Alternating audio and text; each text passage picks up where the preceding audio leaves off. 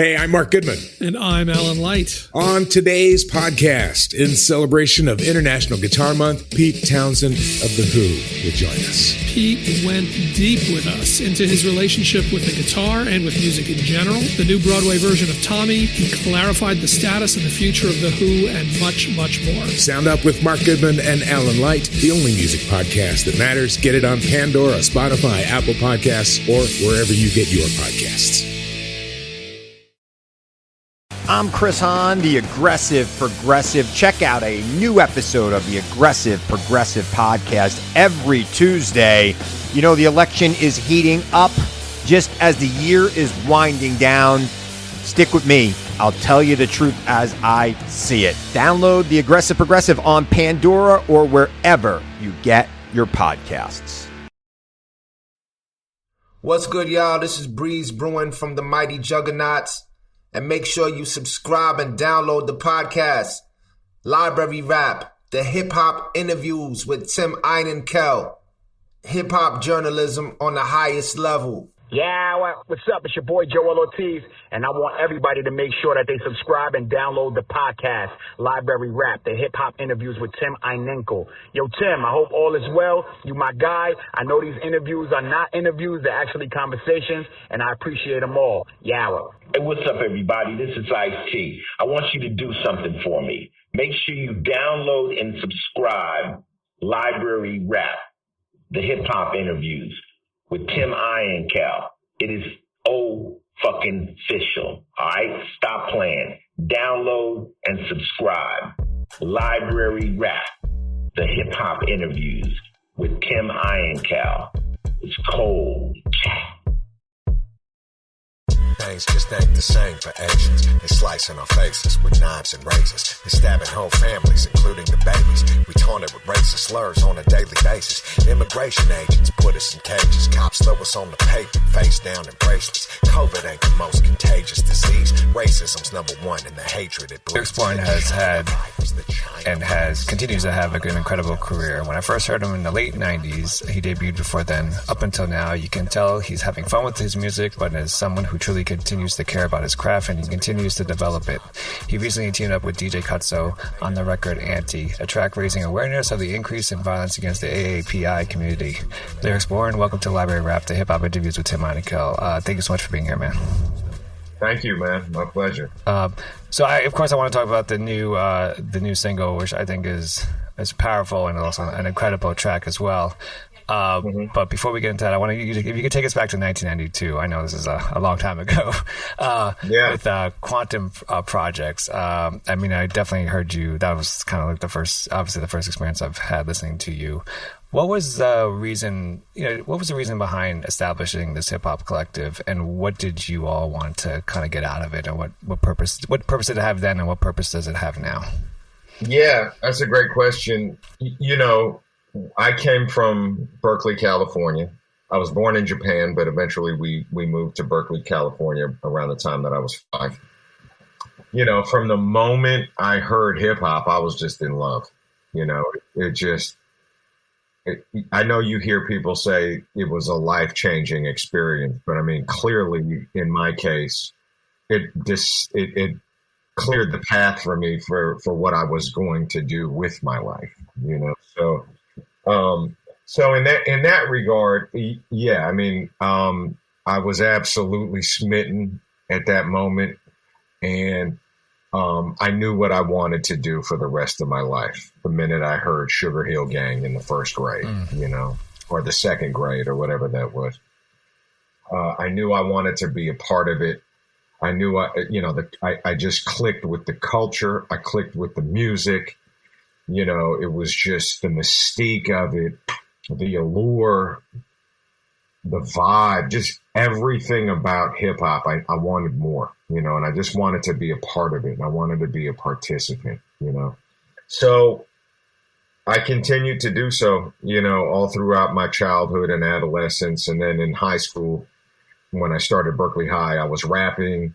And as a freshman, I was cutting demos in the basement of a guy. His name is John Watson. His producer name was the Onion Lady, and or Onion. It later got shortened to Onion, and it was called the Onion Lab. Was the name of his studio. And he was one of the very, very few early guys in the Bay Area, the East Bay Area, that had an actual studio, because his parents lived in an actual house. And they had a basement, and he had equipment, and they didn't mind us all hanging out down there and making noise. And eventually, almost every East Bay local rapper would make their way through the Onion Lab, from, Souls of Mischief to Del the Funky Homo Sapien to Too Short to, Kingpin Roski and Mac Mill. That was kind of my crew. They were my mentors. And then, I started to not do so well, man, at Berkeley High. And so, I left Berkeley High and bounced around to a couple high schools. And eventually, by the grace of God, I got accepted to college at UC Davis up here in Northern California. Where are you located? New York City. Okay. So, I got into college at UC Davis, and my freshman year in the dorms, I met Chief XL, and from Black Alicious, but at the time, Black Alicious was called Atomic Legion. They weren't called Black Alicious yet. And he was in a group with Gab, and they had been together as a group since they were in high school, wow, which is pretty wild. Yeah, Black Alicious has been together since high school. It's pretty amazing. So I met Chief XL, and I was like, you know what? I've been listening to the college radio station KDVS, and there's this guy on there named Jeff Chang, DJ Zen.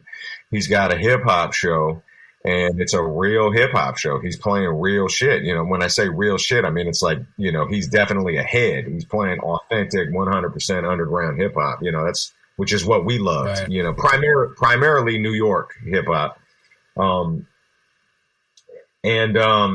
Jeff Chang obviously went on to become this award-winning storied author, and he's like, an incredible activist, and he's a talking head now on so many documentaries, But at the time, he was just a college radio DJ and a lobbyist at the Capitol of Sacramento. So, what was happening was I kept calling into his show, in this little farm town in the middle of Northern California, where we felt very isolated culturally, And so this was like a beacon of light in the middle of the desert, this radio station and this radio show. So, I kept winning this contest called Name That Sample. So Jeff would play the hip hop song, the rap song, and then it would be like Name That Sample. So it would be, they play Main Source, Just Hanging Out. And he'd say, what's the sample? And I'd call up and I'd be like, oh, that's Gwen McCrae, or that's Tenor Saw, Ring the Alarm. You know what I mean? So I kept winning. I kept winning every week. I was the only guy calling in, I think, to be honest. And so he said, well, why don't you come down, bring some records, because he realized that what he was doing was rare. And I think he realized that having this guy calling every week who was obviously a maniac aficionado was also rare. So he said, well, why don't you come down and, come hang out with me, bring some records, we'll vibe or whatever.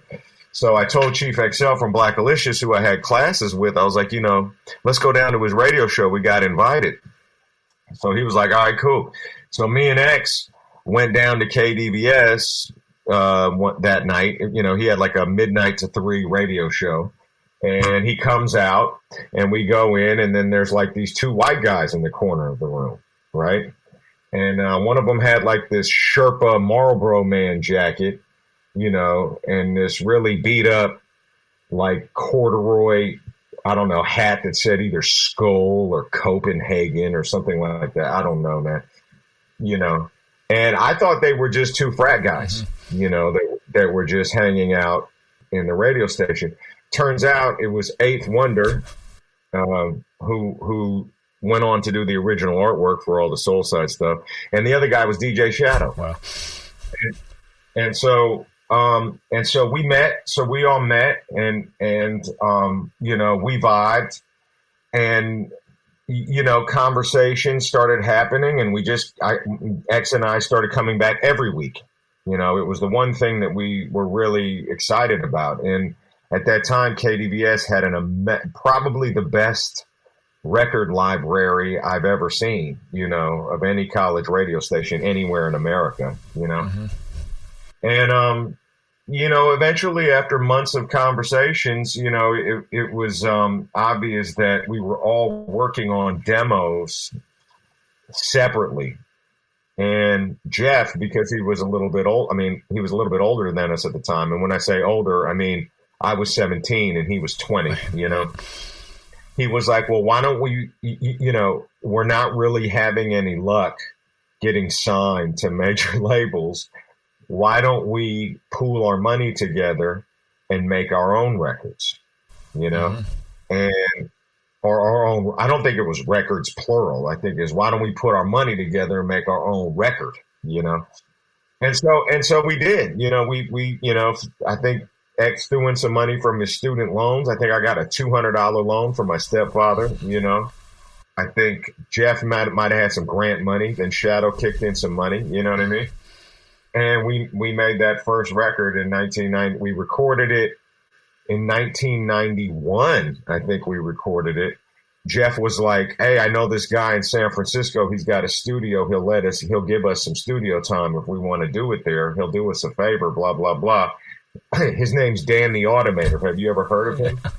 Wow. Right. So we go down. So we record our first record at Dan's studio. Dan was older than us. Dan was probably when I say older, I mean, I was 17. Dan was 24, something like that. You know what I mean?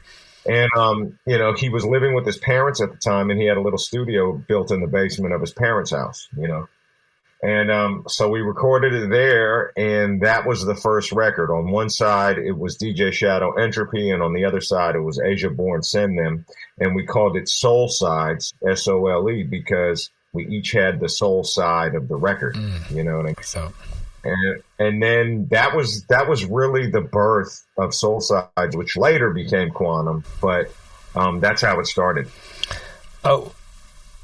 So you record this, this record, right? And then what's for you guys? What was the game plan right after that? I mean, were you trying to borrow more money to record more records, or was it pitching to major labels, or even pitching to local radio stations?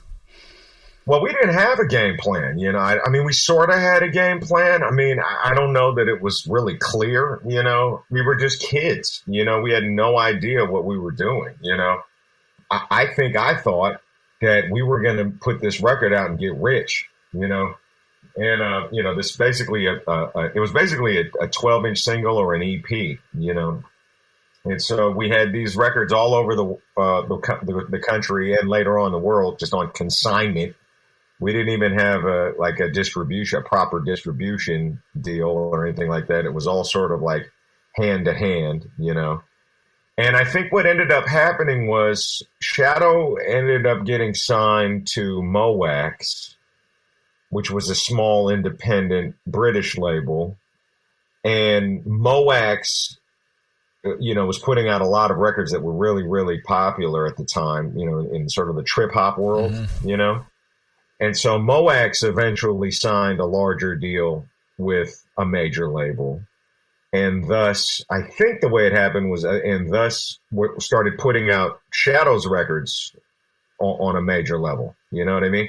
And then just as time went on, though, Soul Sides just kept putting out more and more independent records, because there were so many of us. It was me as Asia Born. There was Black Alicious. There was, Latif and me and Latif together as Latyrix. And so we just kept putting out these albums, Like every dollar we made went back into the business, and we just kept reinvesting and just kept putting out these albums. And that's how it happened. And I think we all did want to get signed to major labels because that was the thing back then. Mm-hmm. Being an independent hip hop label back then in the early, mid, and late 90s was very, very rare and unheard of. It wasn't done. The only thing I can think of, it was like if Elon Musk says, you know what, I'm going to build a car. You know what I'm saying? Like it doesn't happen. Why would that's impossible? There's all these major car companies. How could you even think that would be a success? You know what I'm saying?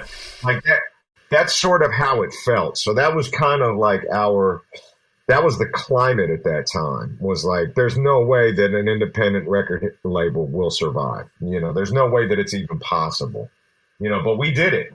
We did it. I mean, I remember in like 1998, 99, I started a hip hop radio show in my college, like underground hip hop, right?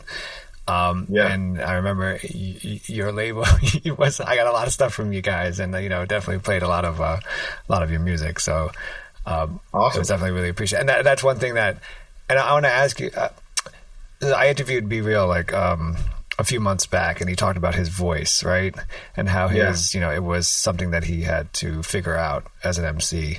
Right. And I remember hearing you for the first time on my, playing you on my college radio show, and maybe because I'm an East Coast guy, but your voice like really stood out to me at all times. And I'm curious, did you have to go through stages of trying to find your voice in this music, and in terms of like, did you have to change your flow up a little bit, or did you can you talk about your progression of your voice?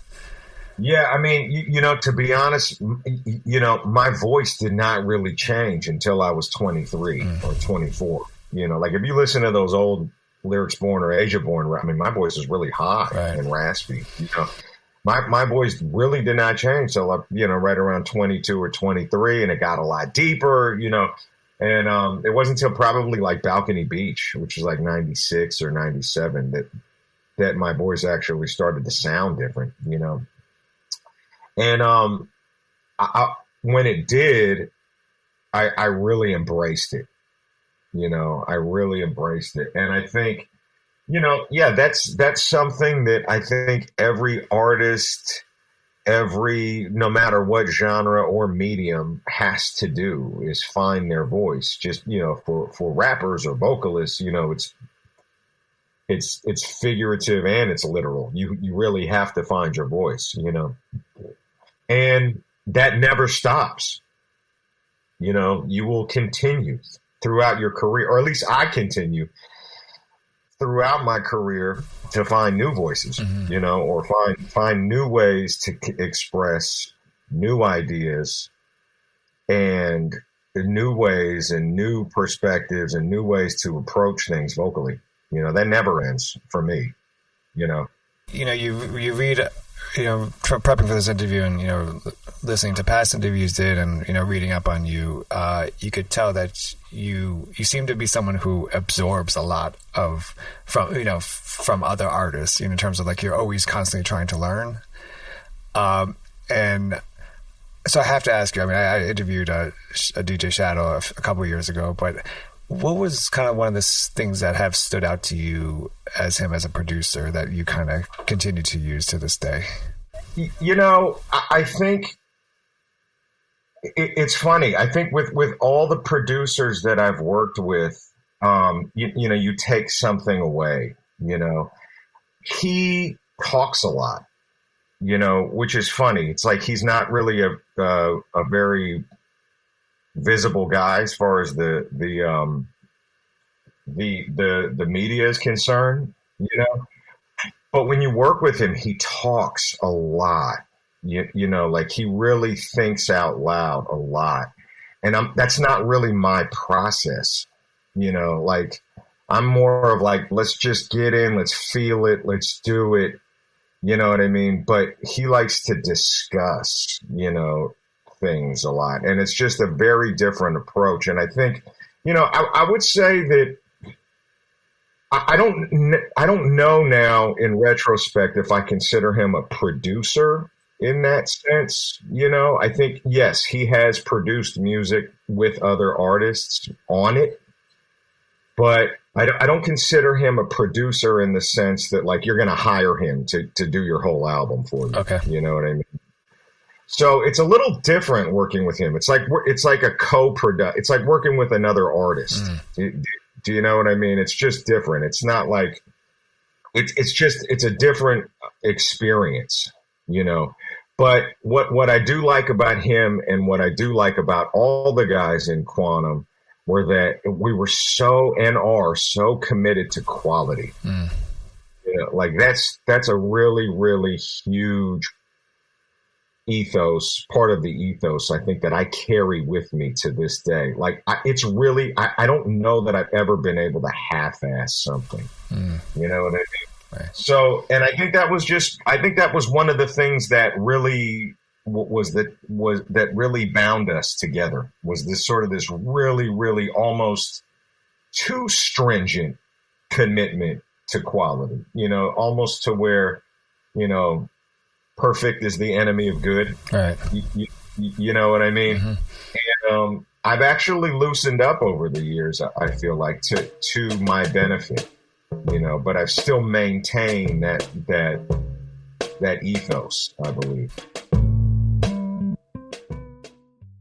Hey, it's Mark Goodman. And I'm Alan Light. On today's podcast, Record Store Day founder Carrie Colleton is joining us to discuss the April 20th RSD special releases. Plus, we'll talk live with our audience, the Sound Up Pod Squad, and find out who still listens to vinyl. And some updates from the Beatles universe. Oh, good. Sound Up with Mark Goodman and Alan Light, the only music podcast that matters.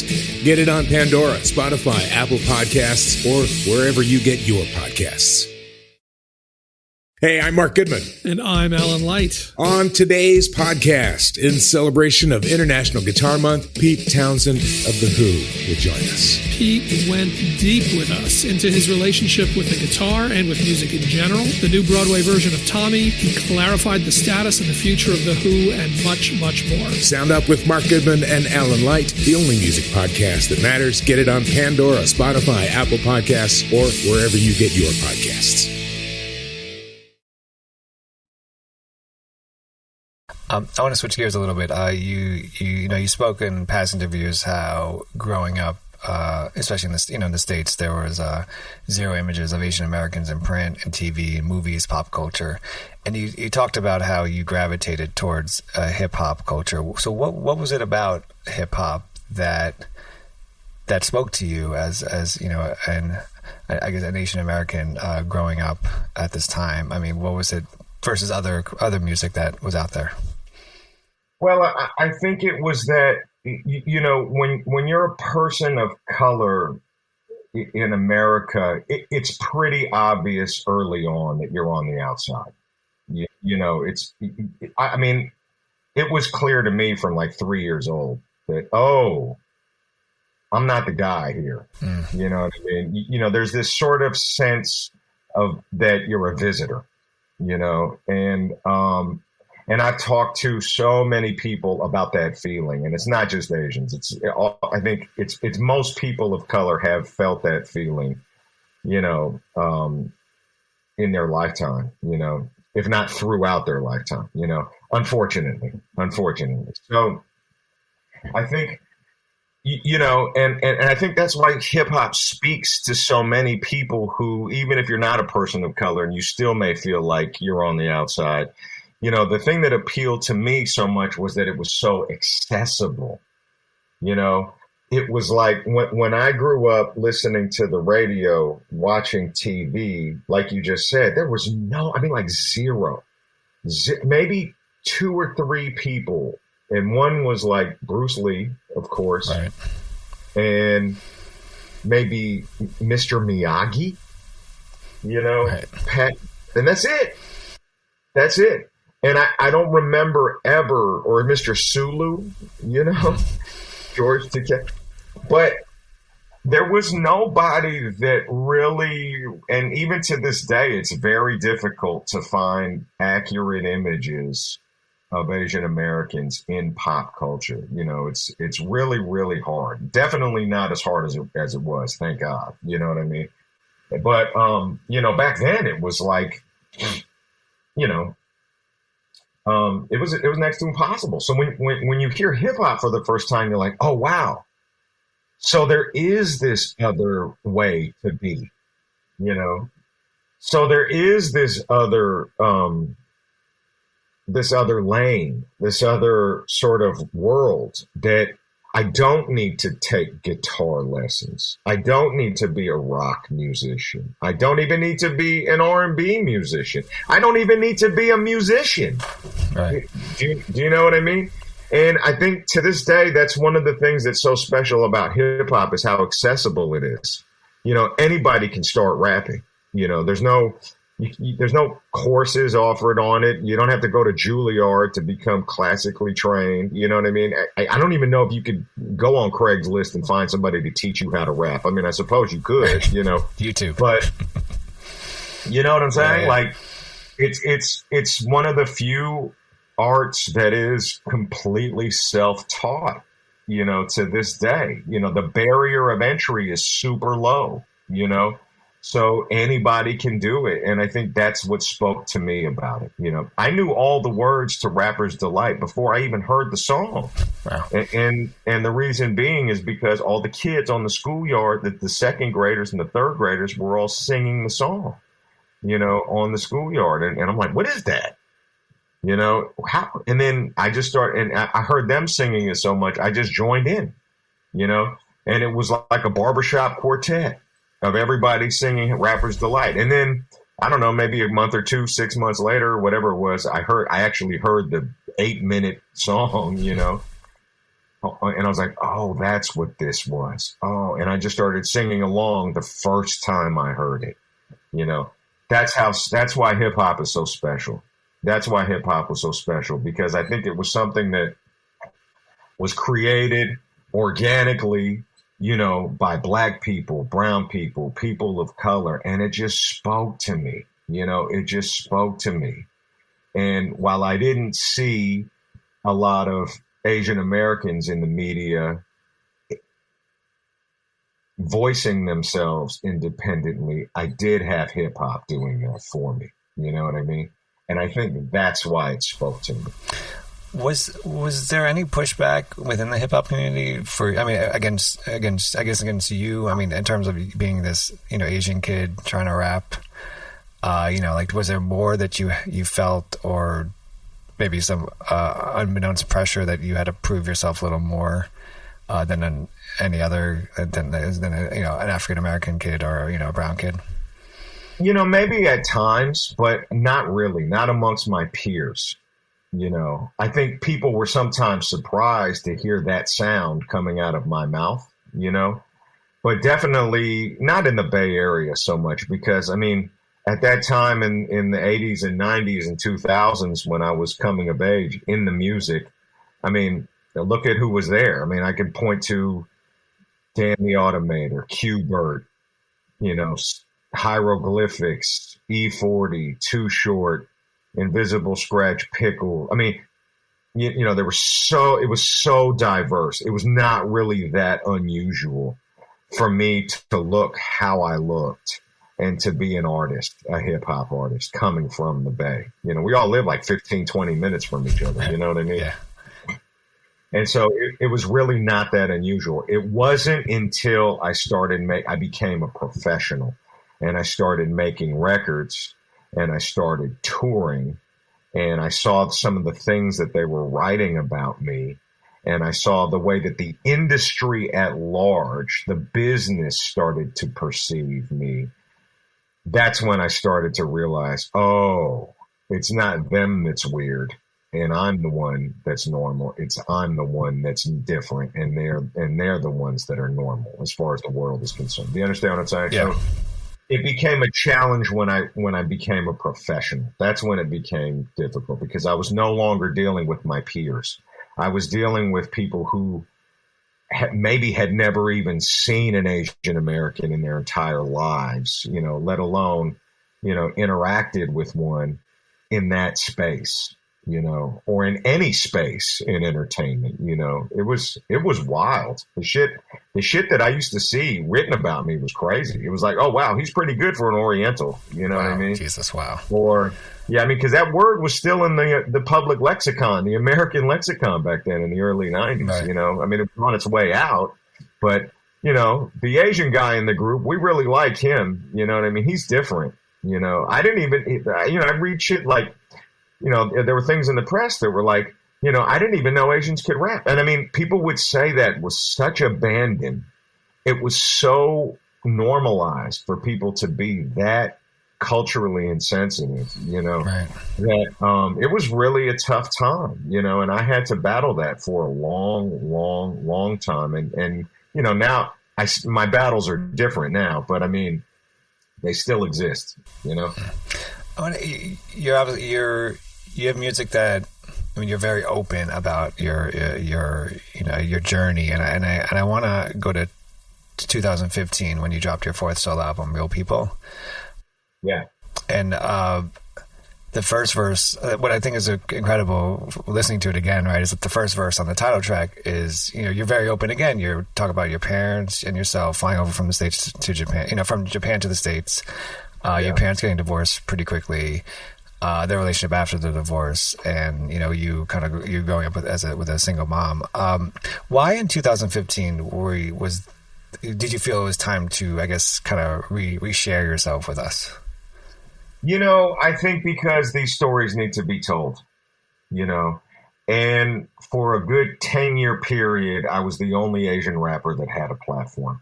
For a good 10-year period, I was the only Asian American that had my own company, my own distribution, my own soapbox. And it was like, and there was a certain point where I was like, oh my God, if I don't make a record this year or next year, there will be nobody that looks like me that will put out an album. Do you know what I mean? It's not, thank God, it's not like that anymore. You know what I mean? But that has been my journey. That has been my challenge. And you know what? These are American stories. These are American stories that need to be told. These are American stories that did not exist in the public, not from an Asian American perspective. Do you understand what I'm saying? Sure, there's plenty of songs out there about divorce and relationships ending and, single mothers, but these stories are not coming from Asian Americans. And I think that's the important distinction that people need to understand, is that that representation, it really does matter. And these things need to be heard, because, when you're 12% of the population, but 0% of the presence, or 0.1% of the presence on air, whether it be the radio waves, whether it be, film, television, it's very, very difficult, to not participate when you have the means. You know what I mean? When you see that void, when you've lived in that void your entire career, and that's where, people ask me, why do you have this drive? Why do you put out an album every year for the past 25 years? You know what I mean? Like, why is it that you do 100 gigs a year? Why? Because, I've oftentimes felt like, all these things, these moments that other artists take for granted, like, it makes me sick when I see artists, keeping their Grammys on their bathroom floor, or drinking beer out of them, or where's your Grammy? Oh, I don't know. It's somewhere around here. You know what I mean? It's like I say in Don't Quit Your Daydream on Quite a Life. It's like, I hear these dudes throw tantrums. There ain't enough room for more Grammys in my bathroom. Meanwhile, I'm here album after album waiting for an Asian to win one statue. You know what I mean? And these are the things that you grow up, in this business, you just don't take for granted, because I literally had to work a quarter's worth for every nickel that I've ever made, in this game, and I wouldn't trade it for the world. I wouldn't trade it for the world, because I knew at some point it was going to change. I knew that I was rounding the bases for the people that would come after me, And the other reason why, everything I do at this point, it's a legacy play. How can I add on? How can I add on to what I've already done in a meaningful way? How can I add on to what the music community and music history has done in a meaningful way? Where can I insert myself and my talents and my perspective and my art, where can I insert myself in a way that will have lasting value? You know, that is how I view my career now.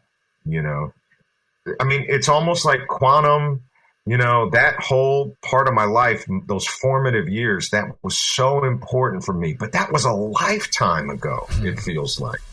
You know, it literally feels like a lifetime ago to me, you know. Like, I haven't talked to Shadow in probably 5 years. Oh, wow. You know, like Latifah and I still get on the phone, you know, regularly. And, you know, X I probably talk to regularly. But, you know, everything has changed, you know, I'm assuming for them as well, you know, since then. But, you know, it's just, it's not a moment I ever take for granted. You know, this life, this existence, this journey, this career, my challenges have been far different than those of my peers, you know, being in this business, far different. You know, it's like, I joke with my wife sometimes. It's like, sometimes I feel like I'm in the 50s, you know. You know, like this is as far as Asian American. I mean, it's changing very quickly, but for a long time, I felt like it was like 1955 for me. You know what I mean? Like hopping in the station wagon, playing the Chitlin circuit. You know what I mean? And it was just, you know, with my name in cursive on the side of the door. You know what I mean? It was just my challenges have been far, far different than those of my peers in this game, you know. I want to turn to the new single with DJ Cutso, Anti. You know, obviously, when COVID hit, the then President Trump obviously used the slur China virus, right? Yeah. When you first heard that, do you remember where you were and what was your immediate reaction? I mean, I knew we were in for trouble. You know, the minute I heard that, the minute I heard the China virus, Kung flu, I was like, oh, this is going to be bad. You know what I mean? Because I knew what it meant. It meant that it was going to be open season on Asians. Because when you have somebody in the very top seat, in the pinnacle of world leadership, sitting in that seat, saying things that, let's be clear, I mean,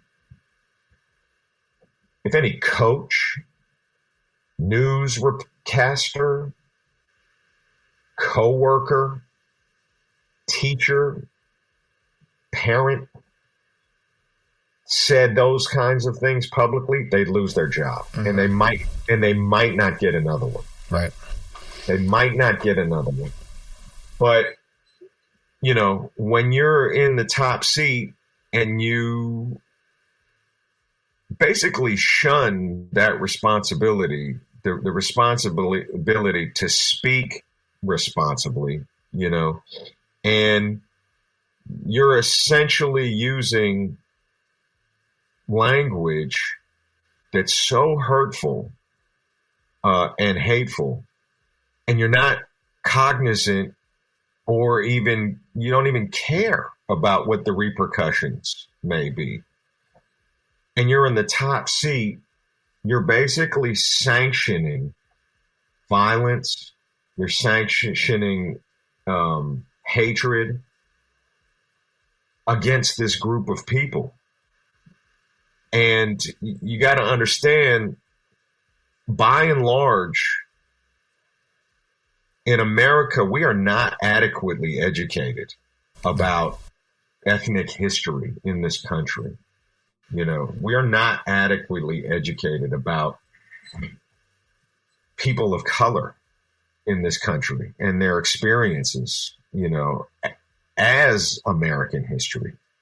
Do you understand what I'm saying? Yeah. And we are such a large and diverse group. I mean, I don't expect to hear, I don't even expect most Asians to be able to have conversations about us and our differences as Japanese, Chinese, Korean, Filipino, Hmong, Mien, Vietnamese, Laotian, Tibetan, Nepali, Indian. We're a very broad, complex group. And when you make these statements, Americans, they don't draw any. By and large, the average American doesn't draw any distinction between groups. You know what I mean? And you're basically sanctioning this kind of behavior. And so when I heard that, I knew it was going to be a problem. But, I think, and it's true, the numbers, the hate crimes skyrocketed overnight. They skyrocketed. And as we've seen, people are literally dying. Yeah. People are literally dying. And it's scary. But, I want to be clear. I want to be very, very clear about something. This existed before Trump. This anti-Asian violence, sentiment, slurs, hatred. I mean, this is something that I've grown up with. I mean, it's as real to me as breathing air. You know what I mean? Like I've grown up experiencing this. I mean, I was called racial slurs probably every day of my life until I was 20. You know what I mean? And then it kind of went down to maybe every other day, And I still feel it, even as a man in his 40s, I still feel it. And obviously, as you can see, what's happening with our elderly, they're feeling it literally and figuratively in their 60s, 70s, 80s. You know what I mean? So it's definitely increased, I think, in some cities 1,000-fold, the incidents being reported. So that means if there was one incident last year, there was 1,000 this year. You know what I mean? Right. So it's very serious, and it's like I say in the song, in the third verse, when I talk about, during the COVID period, era, Asians, we're going through all the same things all the other Americans are going through. Am I going to lose my job? Am I going to lose my house? Am I going to get evicted? What kind of toll is this taking on my marriage and my relationships? What kind of toll is this going to take on my mental health? We have all the, and by the way, there's this thing called Corona. I could pass from that, Right, yeah. Then there's the actual disease. But now there's this whole other layer for us. Am I going to get killed if I go out today? Is my 80-year-old mother getting on the bus going to get punched in the face? You know what I mean? Are we going to get taunted when we go to Target to fight over toilet paper? You know what I mean? Are we going to get yelled at on the street? Are we going to get assaulted? There's that whole other layer now that we feel, in addition to all the other things that every other American or person in the world is feeling as it relates to living in the Corona era. You know what I mean? So it's been extremely difficult for us. It's been extremely difficult. And I think that's why this song was absolutely necessary. And frankly, that's why it's gotten the reception it has. That's why you and I are talking today. Right. My wife's good friend, she's a Chinese American, and she has 2 kids, and she says she's really scared. She lives in New York, but she's really scared to go outside at all times. She has, mace in her pocket and everything, but she's still nervous to leave the apartment. Yeah. And I just sit here and I'm like, what a beautiful feeling and existence it must be to not have to experience that. Right. Right. It's just like, I don't even know what that feels like. I don't even know, I don't know what it's like to not feel worried about my child right now going back to school. And if school is back in, do I let little man in, or will he get his ass kicked by racist upperclassmen? I don't even know what that feels like to not feel that way, and it makes you, it really gives you pause as an Asian American and a person of color. You really stop and you think about, wow. And to take that even further, I don't know what it's like to not live with those feelings in one way or another my entire life. Come to think of it, you know what I mean? So it's like, it's really come to a head for us in our psyche, you know, and it's like I said, you know, in the song, it's like, you know, I know it's been trending, but let's be transparent. This shit's been happening before the pandemic. Coming up, I heard chink so much it was anthemic, you know. That's just true. That's the reality of our existence, you know, in this country, unfortunately. And you know, I just hope this song will alleviate some of that pain for us, you know, and raise the awareness for others, you know. Lyrics. I want to go back to there's you talked about education and there's a line in the song that really stands out to me, and it's those in authority blame the minority. Yeah. And it stood out to me because obviously it's a strategy that's always been happening, right? It's just like find someone to blame, find some minority group to blame, and not absolutely. Yeah. And you know, the big thing is you know, Martin Luther King was, you know, organizing sanitation workers and trying to say it's more of a class thing than you know trying to get races together and show that so essentially the government is the one to blame and not blacks or whites or, you know, Asians. But I want to ask you about education and what's not taught about the history of Asian Americans being oppressed in this country. Because what's interesting, my daughter's half Japanese and my son's, you know, they're both half Japanese, and my daughter's learning, who's 6, but she's learning about Juneteenth. And she talks about, and it makes sense. She's asked my wife, she goes, so before Juneteenth, was I half black, half white? And what you realize is that what's happening is that you realize, okay, you're somewhat learning about the history of oppression, but of a group, but it's only about, to my daughter's eyes, there probably was only black people and white people back then, and not, you know, Asians or anything. So and of course we have in, you know, World War II, Japanese, and the propaganda, the political cartoons that, you know, were just out there, and the internment camps. But what do you remember being taught about Asian Americans in school and the treatment of Asian Americans in American history? Nothing. You know, nothing.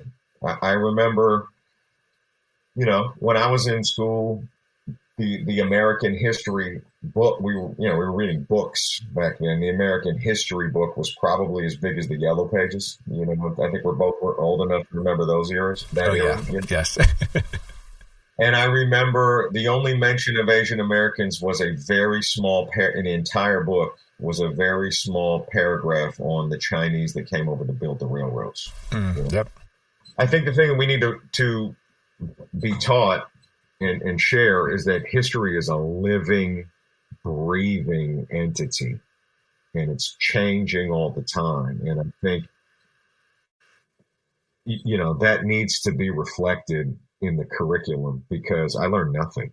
And so that where does that put us? It's almost like you're not taught, you're not even shown images that are negative.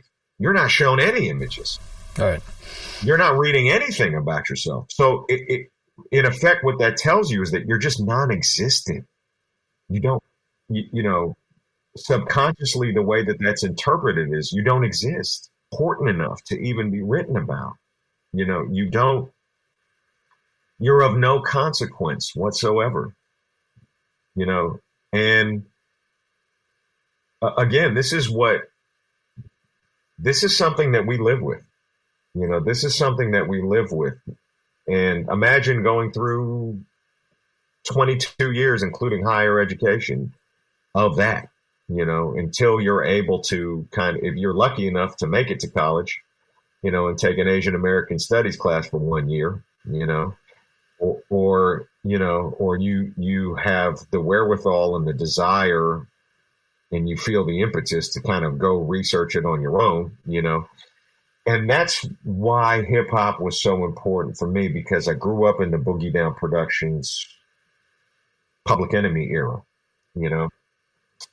And, you know, KRS One, Boogie Down Productions had a song called "You Must Learn." Do you remember that? Do you remember that song? You know, and I was fortunate enough to grow up in the era where we had the Native Tongues and the Jungle Brothers and Brand Nubian and Public Enemy, and there was this sort of this black consciousness that was present in the music. Afrocentricity was present in the music at that time. You know what I mean? And what that really stimulated me to do is go out and learn about myself. Oh, yeah, I must learn. I must learn about myself. So I took my ass to the fucking library, you know, and I tried to find everything I could on Asian Americans. And there wasn't much, you know, there just wasn't a lot at that time. You know, there was no Google, obviously, and there was no, you know, I'm here with a library card checking out books, you know. But that's not the norm. You know, that's not what normal kids do in the 9th grade. You know what I mean? That's not the norm. But it was because the music, I was so, the culture and the music was so embedded in me. I did everything that it said. You know, I laced my shoes a certain way. I wore my pants a certain way. You know, I got a certain kind of haircut. I ate a certain kind of food. You know what I mean? I used a certain slang.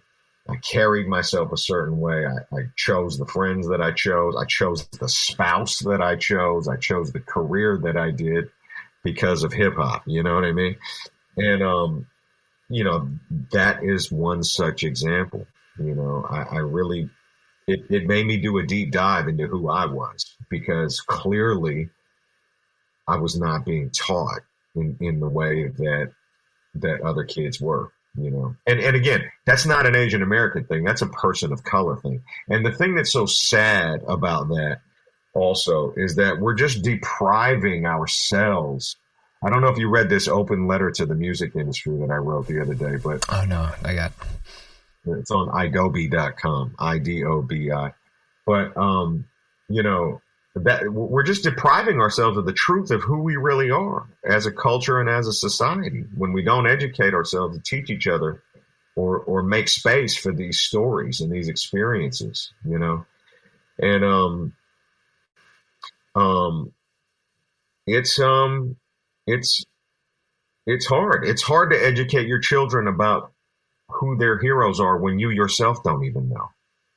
You know what I mean? It's hard for me, like, you know, my wife's Filipino. My son is obviously half Japanese, half Filipino. And it's like, you know, I make it a point.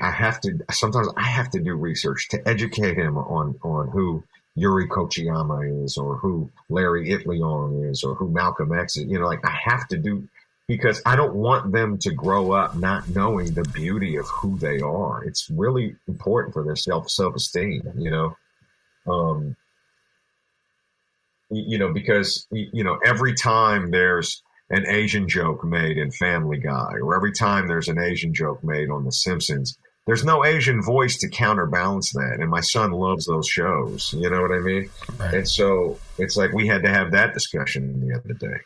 It's like, you know, these are the things that, you know, as a parent of color, you have to be really vigilant about. You know, again, it's just that extra blanket on the bed all the time, you know. And it's like when I was talking about our experience during COVID, and you know, we have to, like I said, we have to worry about all the things that all Americans do in this era, but then we also have to worry about this other, we also have this other layer or two on the bed, you know, of, you know, the potential for violence or death, you know. And that's sort of our burden as parents of color also sometimes, is that we have to provide this other stream of knowledge, you know what I mean? So that we have a good sense of who we are in the world. You know, because unfortunately, current modern, quote unquote, modern education doesn't provide that for us. You know. You know, the entire song, the lyrics are not just powerful, but they're extremely heavy, and it's, you know, it's that weird feeling as a fan that you want to, of course, enjoy the music, but then it gets very, you know, after if you actually read the lyrics and listen to what you're saying, it gets really depressing. And I think what the depression starts off right off the bat with, your opening line, right? And I think it's just ain't the same for Asians. They're slicing our faces with knives and razors, stabbing whole families, including the babies. We're taunted with racist slurs on a daily basis. And continue, and I won't try to butcher any more of this. That was very good, by the way. All right, thank you. I can't. I know. I joke that I can never write a lyric to save my life. But as for you, how tough is it to? I don't know. I mean, emotionally tough is it to write?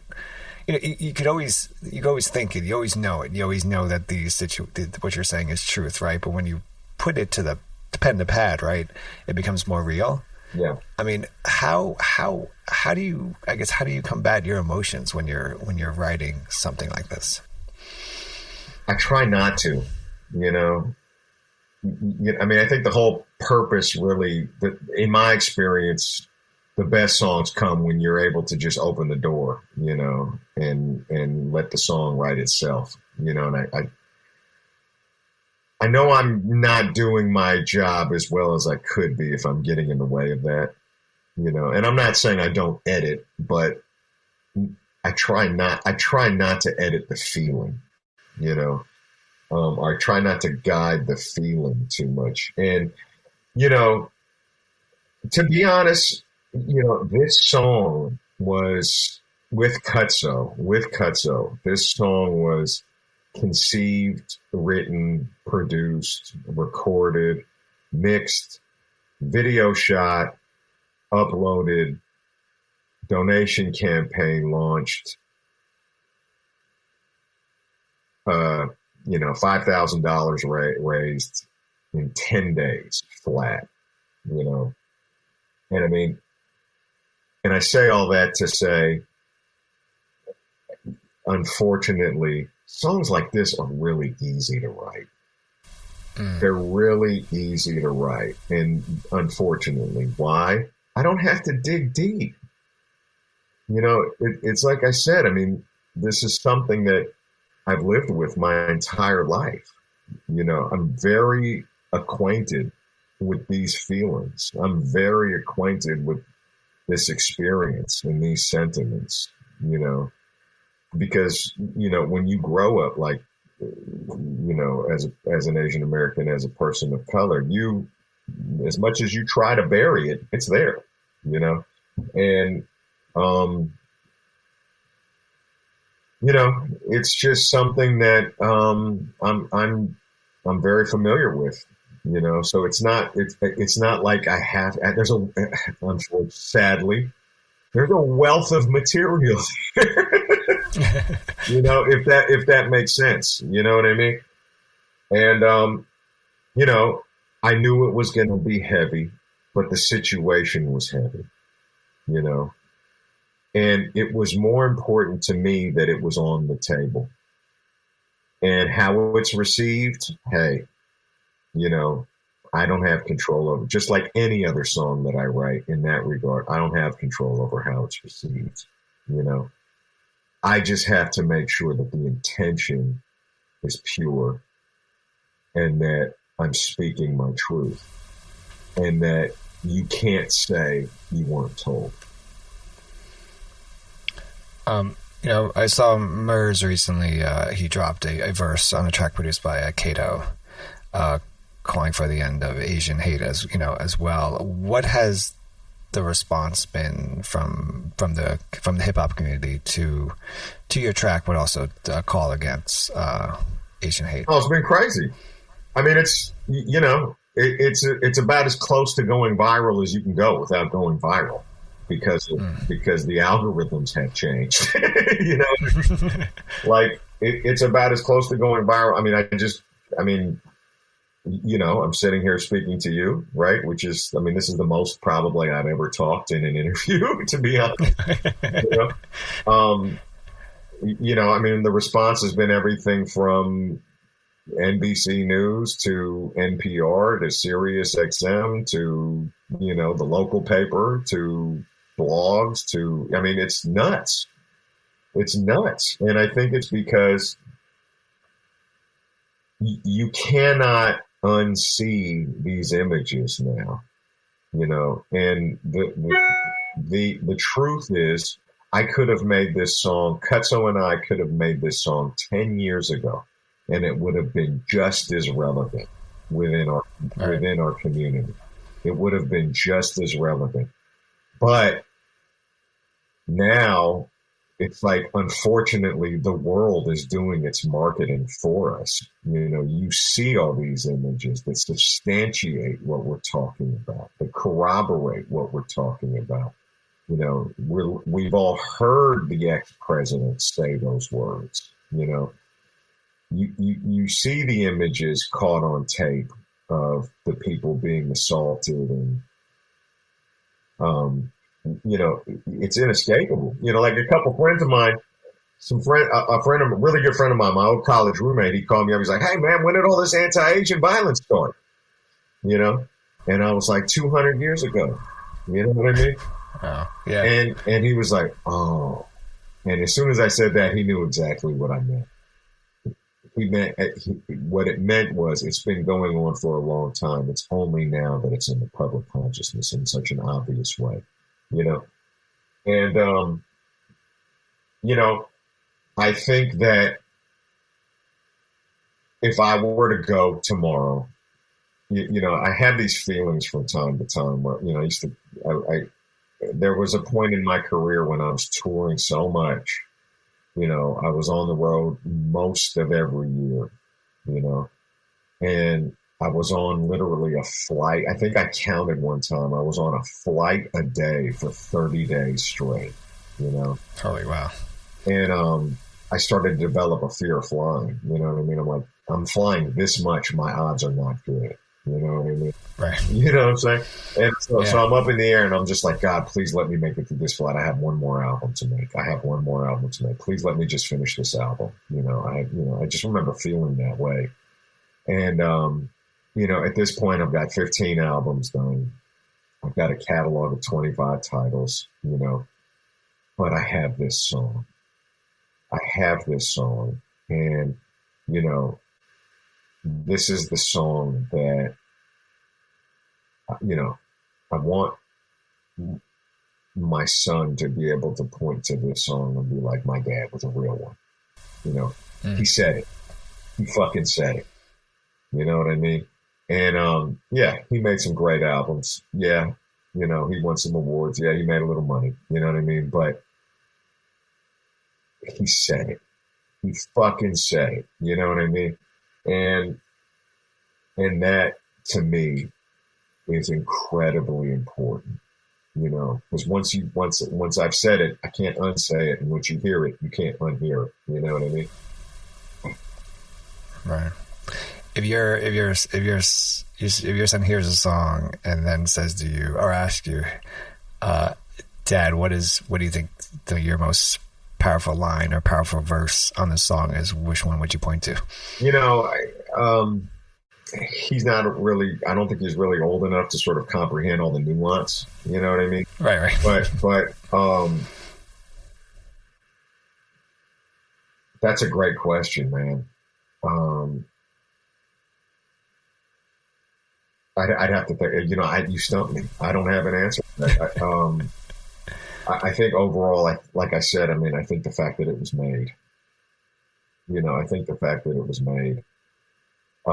but you know, he and we have conversations about this kind of stuff all the time, you know, and that's what I think is beautiful, is because I did not have these conversations with my parents growing up. You know what I mean?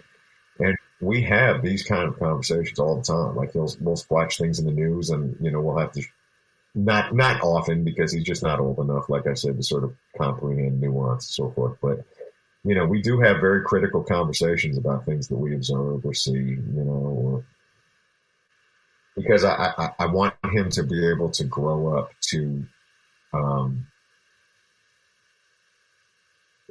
be able to think critically about these things, you know, and to develop his own perspective and sort of have a broader sense of himself, you know, and where he and how and where he exists in the world. You know what I mean? And you know, how we show up in the world is entirely based on our experience, and how we feel about ourselves, and I keep all these posters and records and memorabilia from my career, and they're all around the house. And his mother, all her stuff, it's all around everywhere because you're not going to see these images of people that look like you and last names that end in vowels. You're not going to see these images out in the world, so it's important that when you're at home, you feel reinforced and emboldened, and you see what your possibilities are in life, like I said, all those things are very important, and again, this is, my challenges are different than that of my peers. My challenges are different than that of my peers. And that's something that I've had to embrace, and that I do embrace, and I wouldn't trade it for the fucking world, man. I wouldn't trade it for the world, I'm Chris Hahn, the Aggressive Progressive. Check out a new episode of the Aggressive Progressive podcast every Tuesday. The election is heating up just as the year is winding down. Stick with me. I'll tell you the truth as I see it. Download the Aggressive Progressive on Pandora or wherever you get your podcasts. Hey, I'm Mark Goodman. And I'm Alan Light. On today's podcast, in celebration of International Guitar Month, Pete Townsend of The Who will join us. Pete went deep with us into his relationship with the guitar and with music in general. The new Broadway version of Tommy. He clarified the status and the future of The Who and much, much more. Sound Up with Mark Goodman and Alan Light, the only music podcast that matters. Get it on Pandora, Spotify, Apple Podcasts, or wherever you get your podcasts. All right, this is my last question, and I have no idea how to make this a smooth transition at all. Because from what we're talking about to what I'm about to ask you, so I figure I'll just go for it. I was watching a few of your live performances, and I think what has always stood out to me is that, and I think I mentioned earlier, that you are having fun. Like even with the heavy stuff, it's quote unquote heavy stuff. It's just fun, and you're enjoying what you're doing. And then I've never seen you live, but then watching your performances, you really come off as like kind of a big band leader type thing, not just like an MC, but someone who, it's like years ago, early 2000s, I got to see B.B. King in concert, and I don't remember who opened for him, but of course, it's a guy you don't remember, but of course he's like in the Hall of Fame somewhere. Yes. And he was by himself, and